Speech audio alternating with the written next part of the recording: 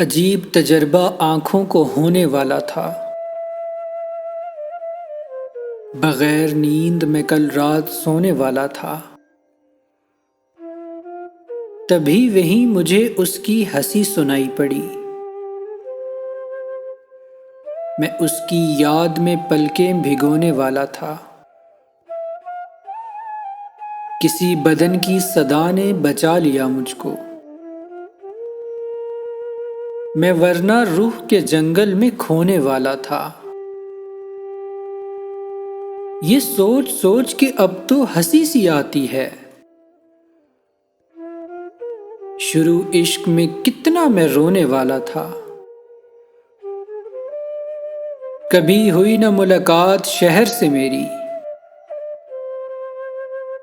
मैं जब भी सो के उठा शहर सोने वाला था।